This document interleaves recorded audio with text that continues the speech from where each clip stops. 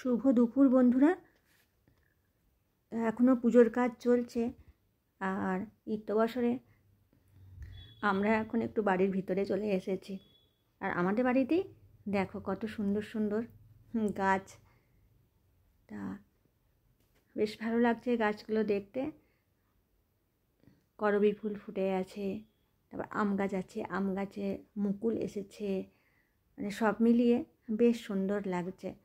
আর আমাদের ঘরের মধ্যেই অনেকেই এসেছে এখন, যারা পুজো দেখতে এসেছে তারা অনেকেই আমাদের বাড়ির মধ্যে এখন এসেছে, আমাদের সাথে দেখা সাক্ষাৎ করছে, আমরাও কথা বলছি।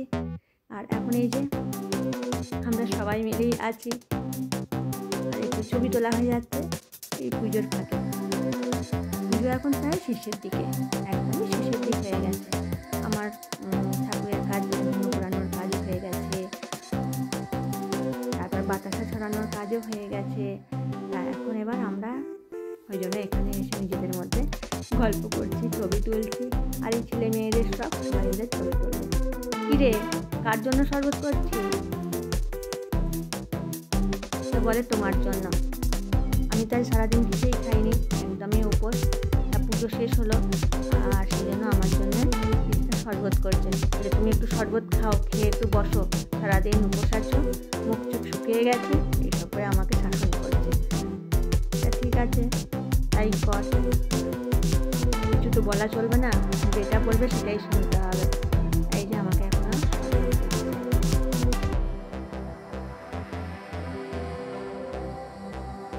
বলছি একটু খা, তারপরে আমি খাচ্ছি।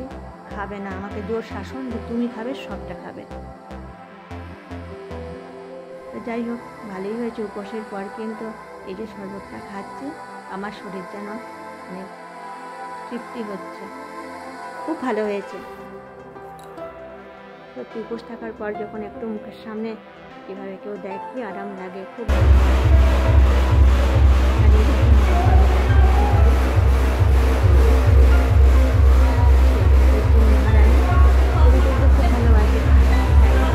যখন ইচ্ছে যাচ্ছে আমার ভিডিওর মাঝে চলে আসছে। আর আমরা এখন নিজেদের মধ্যে একটু গল্প করছি। আর এখনও কিন্তু অনেক কাজ বাকি আছে, জানো তো। এখন আমাকে ঠাকুর ঘর যেতে হবে, তা এখন প্রত্যেক বছরে একটু গল্প করে নিচ্ছি, ওখানে কাজ চলছে। আর মানুষও এখনও কিছু কিছু গেছে, এখনও কিছু আছে। আমাদের বাড়িতেও কিছু এসেছিল, গল্প করছিলাম।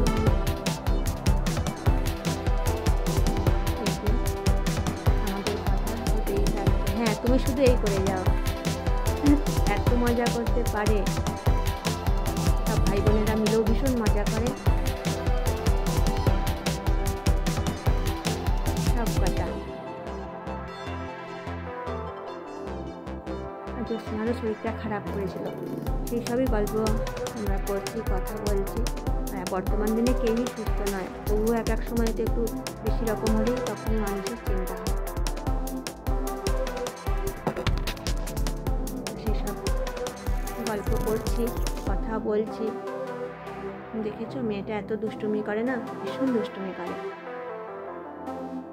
দিদিকে ডেকে নিয়ে চলে এলো, এসে সামনে দাঁড় কাটিয়ে দিয়েছে।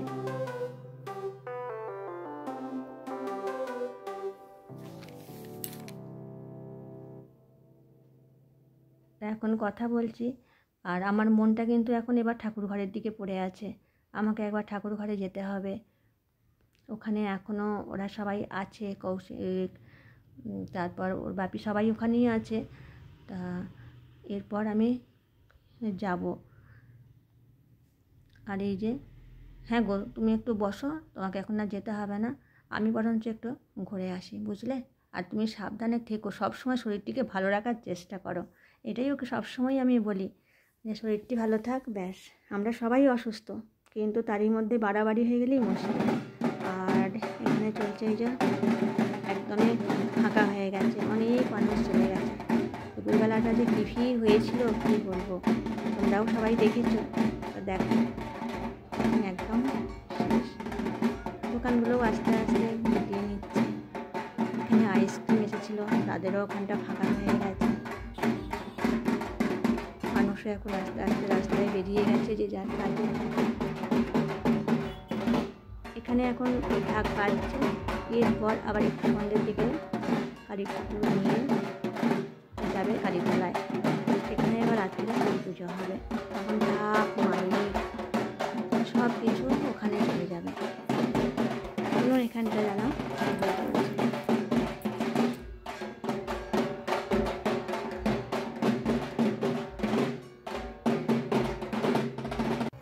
এখন এবার সবাই চলে এসেছে খাচ্ছি বাড়ির মধ্যে। আর পপকর্ন কিনে এনেছে, বেলুন কিনেছে আমার নাতনি।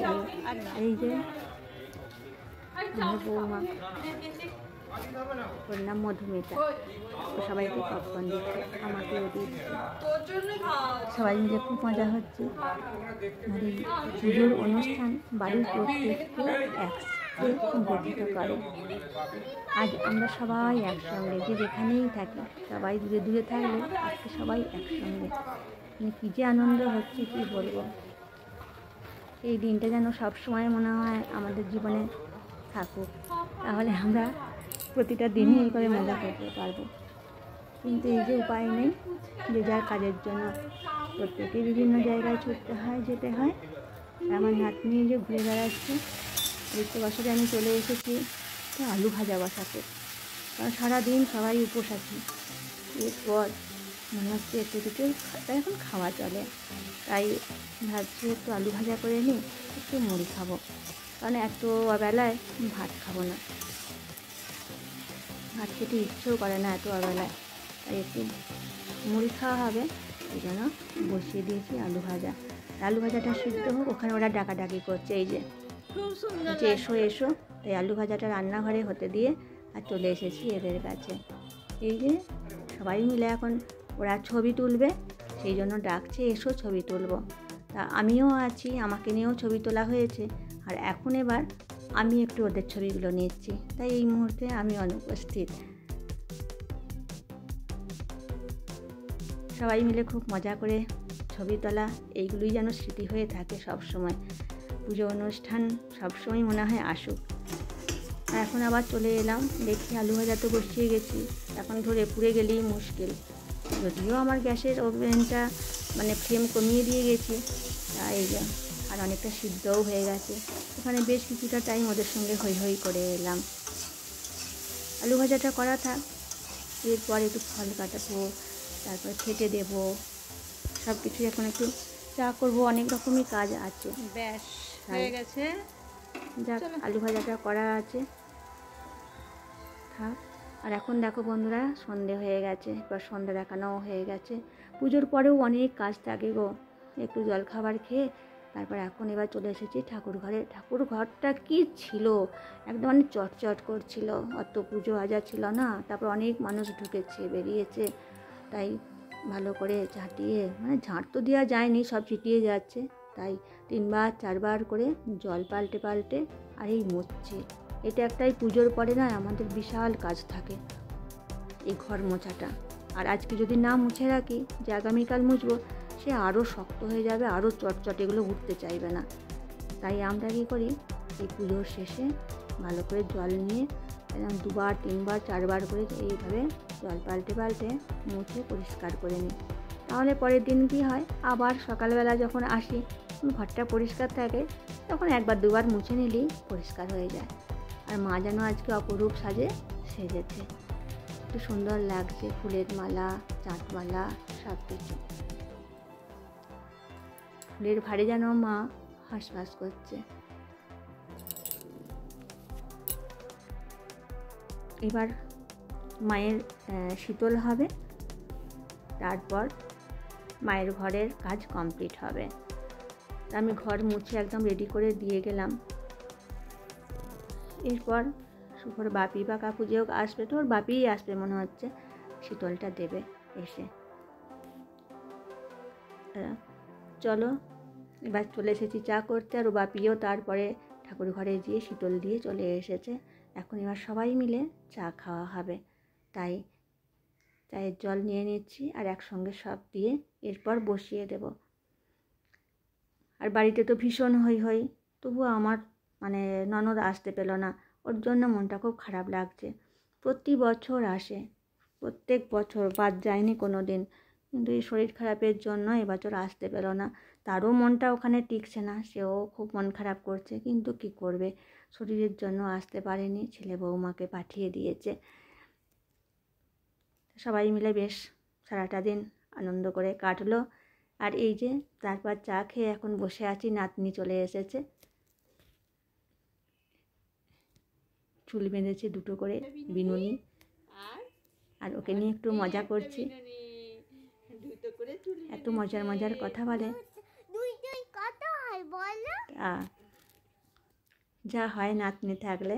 তা বন্ধুরা, আমার ভিডিও তোমাদের কেমন লাগছে বলো আমাকে। অবশ্যই তোমরা আমাদের পুজোর অনুষ্ঠান কেমন লাগলো সবটাই তোমাদের সাথে একটু একটু করে শেয়ার করলাম।